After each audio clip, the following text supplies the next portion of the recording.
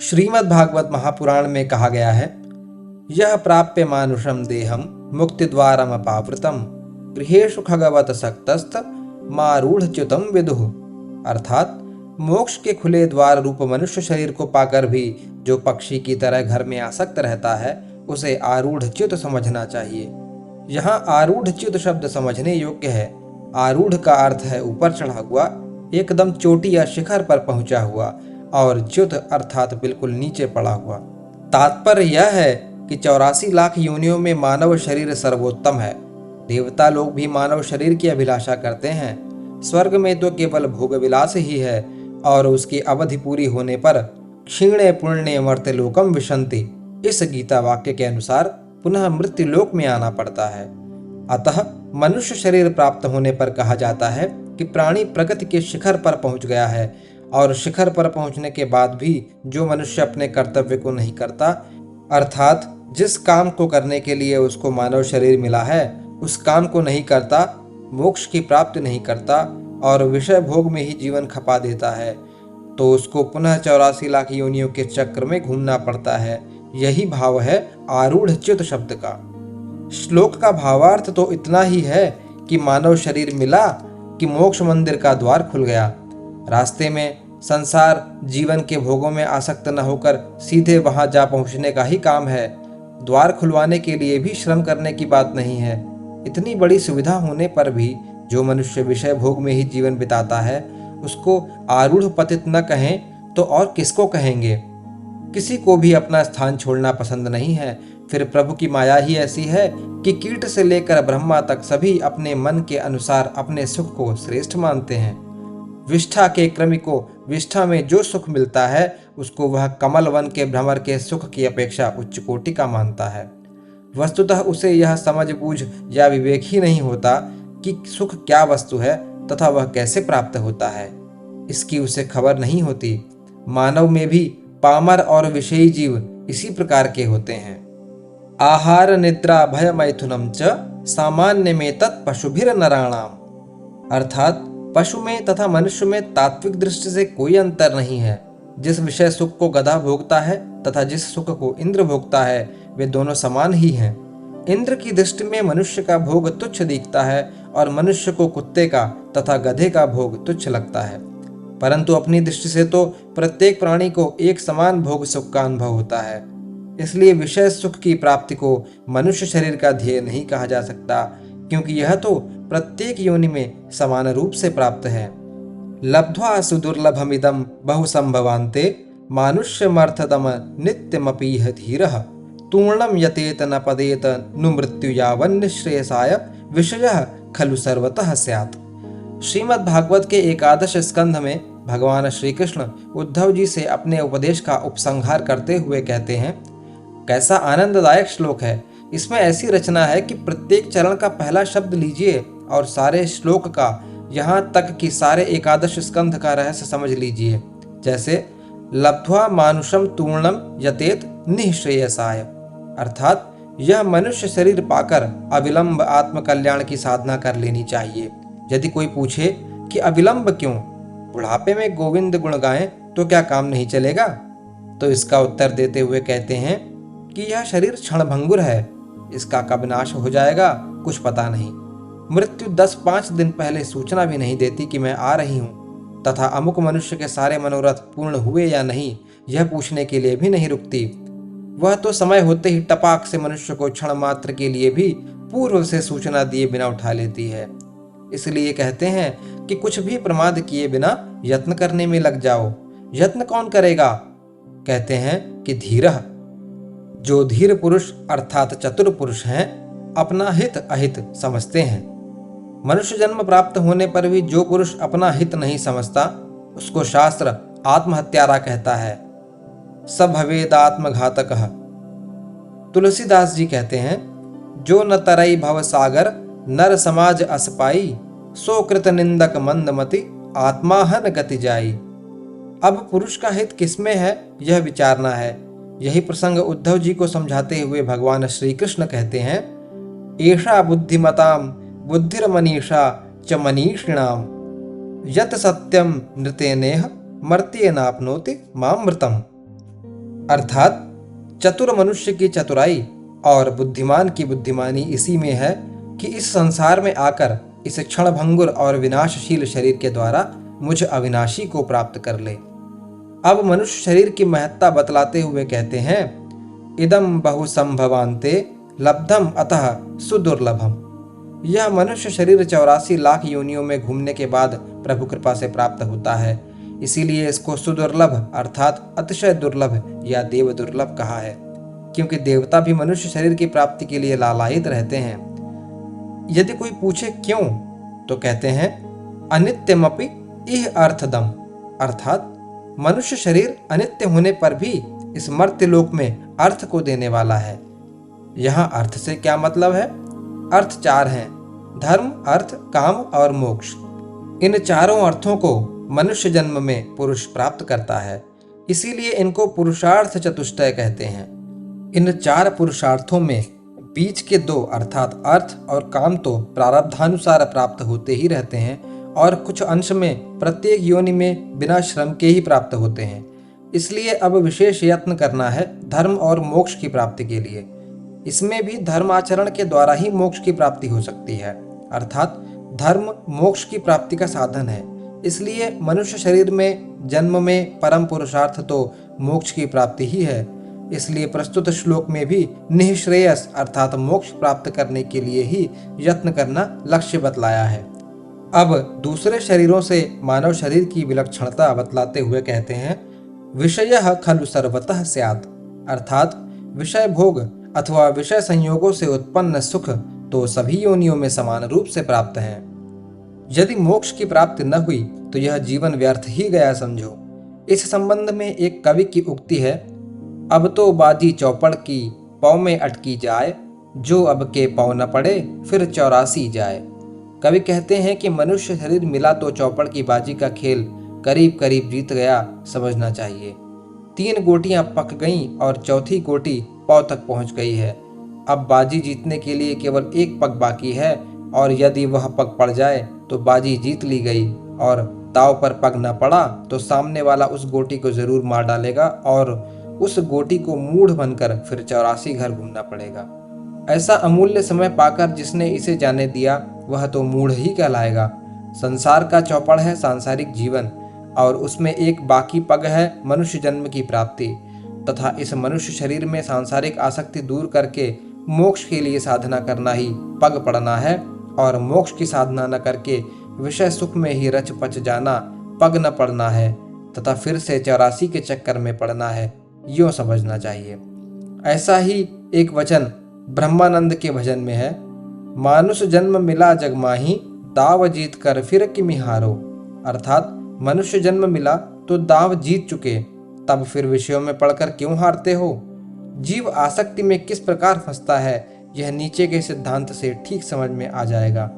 एक राजा था, उसने अपने शहर में यह ढिंढोरा पिटवा दिया कि निश्चित दिन को ठीक समय पर जो कोई मेरे पास आएगा उसको मैं अपना राज्य दे दूंगा।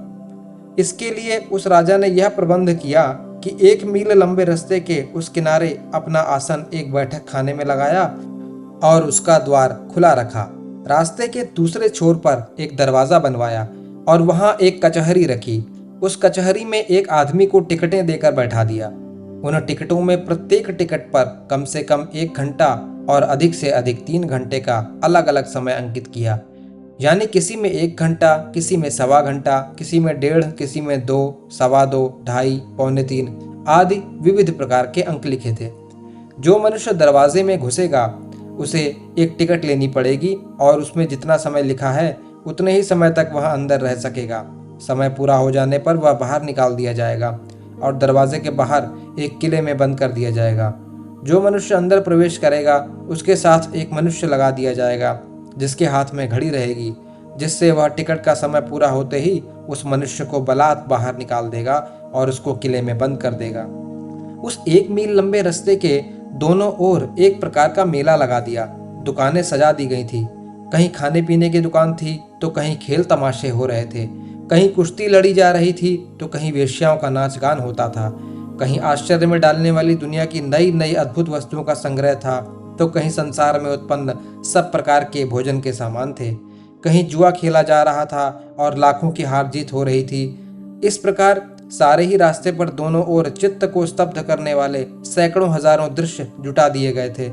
अंदर आने वाले प्रत्येक मनुष्य को जहां जाने की इच्छा हो वहीं जाने की पूर्ण स्वतंत्रता थी, और जो कुछ खाना पीना या पहनना ओढ़ना चाहे वह भी उसको मुफ्त ही दिए जाने का प्रबंध था। शर्त केवल यही थी कि कोई वस्तु लेकर दरवाजे से बाहर नहीं जाया जा सकता था।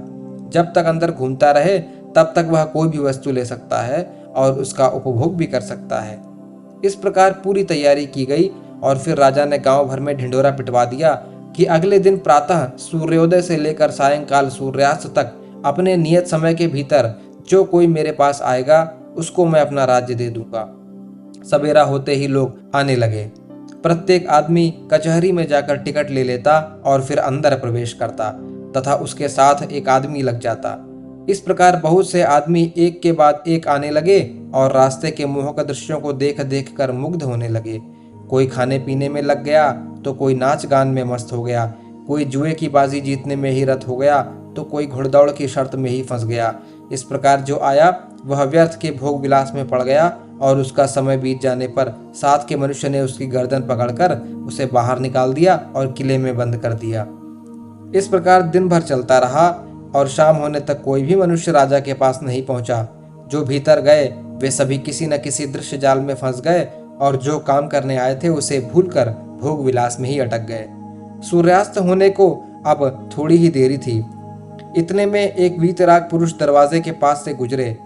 इतनी बड़ी भीड़ देखकर उन्होंने पूछा कि यह सब क्या है।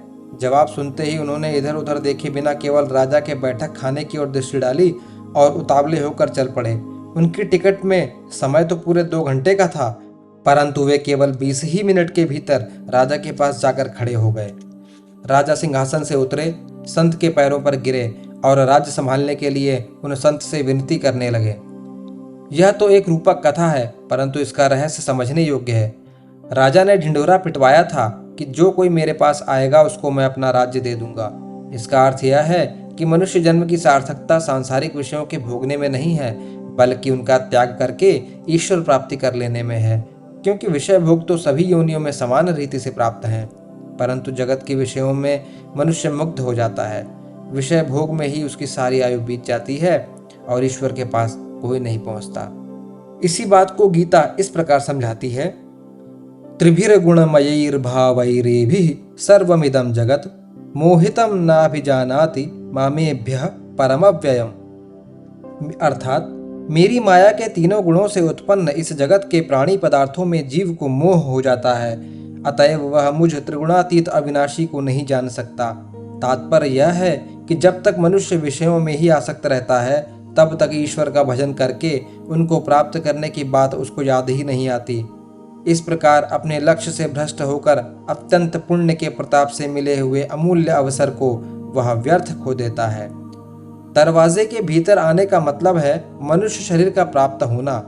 समय बताने वाले टिकट को लेने का अर्थ यह है कि शरीर उत्पन्न होने के साथ ही उसकी आयु का निर्माण हो जाता है और उस समय के भीतर ही उसको अपना लक्ष्य सिद्ध कर लेना है। जो लक्ष्य के ऊपर ही दृष्टि रखता है और दूसरा कुछ काम करने में नहीं फंसता, वही लक्ष्य तक पहुंच सकता है।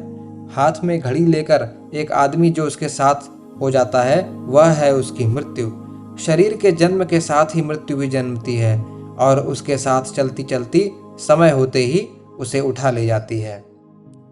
दरवाजे के अंदर प्रवेश करने पर जहाँ जाना होता है वहाँ जाने की छूट तथा जो कुछ खाना पीना या पहनना ओढ़ना होता है वह बिना मूल्य मिलता है। इसका अर्थ यह है कि जीव जब शरीर धारण करता है तब उसके साथ ही उसके जीवन में प्राप्त होने वाले सुख दुख के भोग भी निश्चित हो जाते हैं। इस विषय की विवेचना पातंजल योग दर्शन का यह सूत्र करता है, सति मूले तद्विपाको जात्यायुर्भोगाः।